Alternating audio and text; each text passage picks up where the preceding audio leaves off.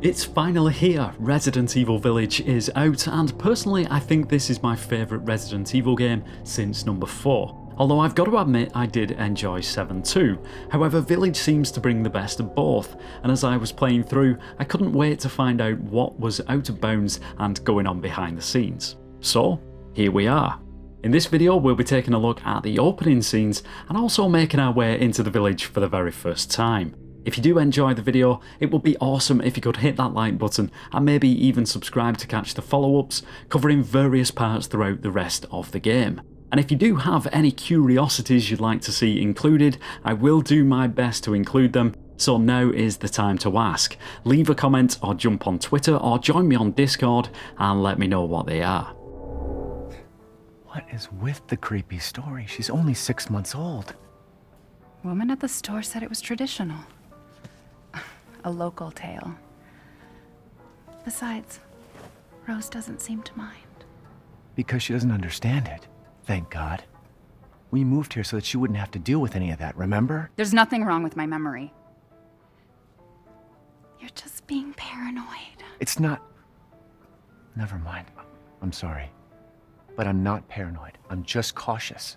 Then, go cautiously take your daughter to bed. I'll finish dinner.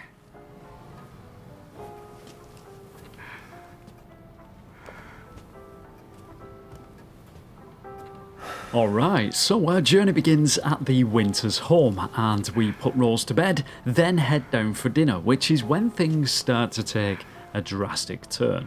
Just before we do that, in case you ever wondered what the exterior of the house was like, well, the van we see later is always here. And as you can see, the exterior walls are pretty much non-existent, as of course we never get to see them anyway.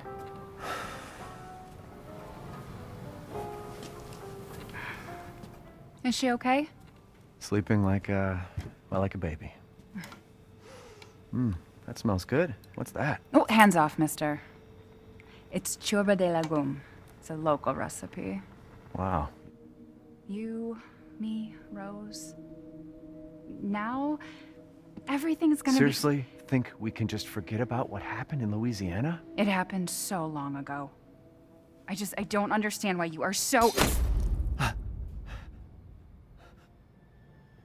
Mia!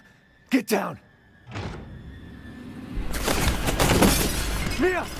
Whilst Mia is being shot up, over in the hallway we can find where Chris spawns into the scene.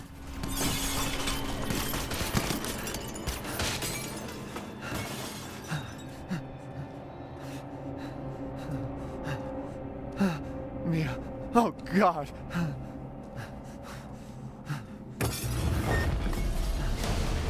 Chris? What the hell? Sorry, Ethan. No! What? Why?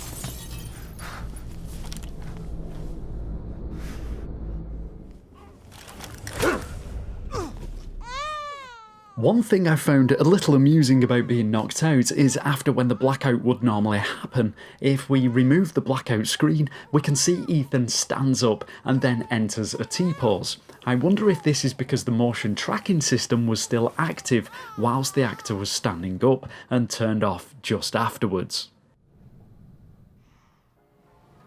During the dream sequence, if we take a look outside, we can find this amazing sky dome, which looks to be a park with a lake. If you do recognise this place, it would be interesting to hear where exactly this is.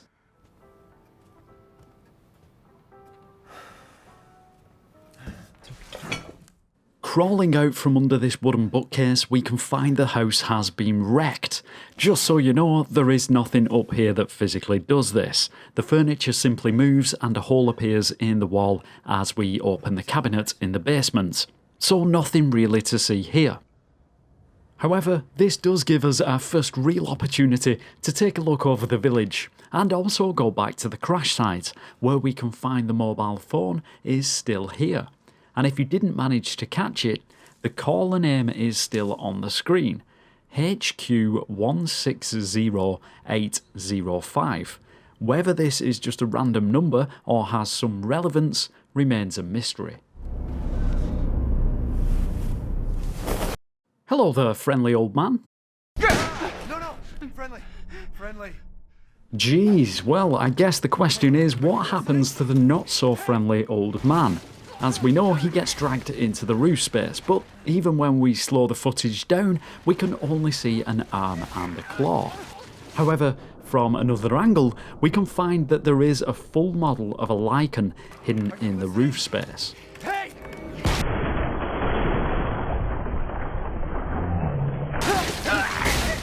At this point, I also wanted to find out how we end up in the basement, and what I couldn't get my head around is the location of the basement is under the first room, not this one. So how does it work? Well, we teleport, obviously, and it happens in just a single frame.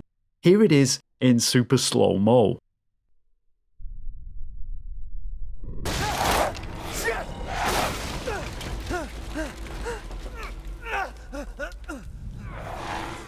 Of course, the same teleportation trick happens when we get thrown out.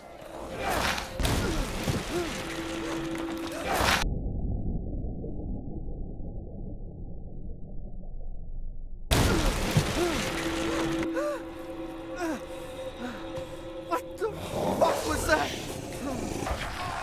We will indeed be seeing this teleportation trick being used at various other points throughout the game when characters need to be at certain coordinates for the cutscenes and animations.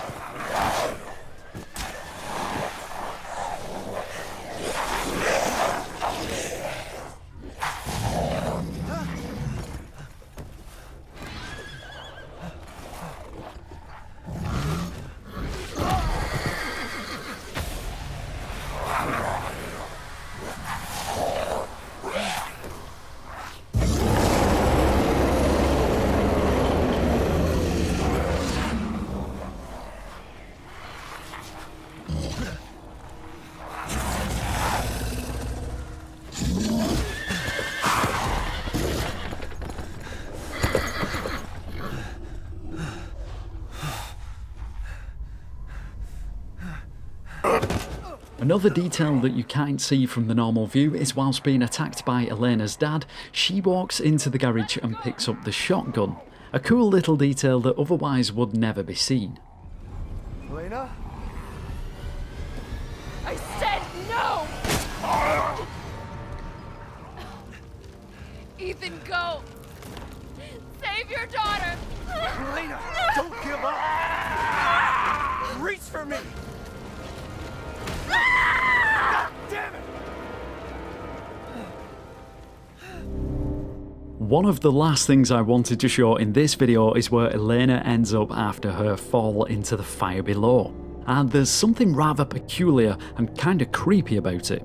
Under all the rubble, she ends up landing on this broken wooden beam, and if you look closely, you can see her mouth talking and coughing. Pretty creepy to watch. I'm not sure if this is purely coincidence or whether she was originally supposed to fall onto the post in full view of the player. It seems a bit extreme, but it's also certainly a possibility. However, that is it for this one. I certainly hope you've enjoyed it. Join me soon when we'll be exploring out of bounds and behind the scenes of the caves and also the castle Demetrisk. I do just want to give a big thank you to my patrons and YouTube members. You guys are awesome. And also a big shout out to Frans Bouma for his work on the camera. He has literally saved me hours and hours of work in having to mod it myself, so big thank you to him. Merchandise is coming to the channel very soon. If you want to see some Slippy merch, check out the store tab. It would be amazing to see your photos on social media of what you've purchased. But that is it. Until next time, as always, take care.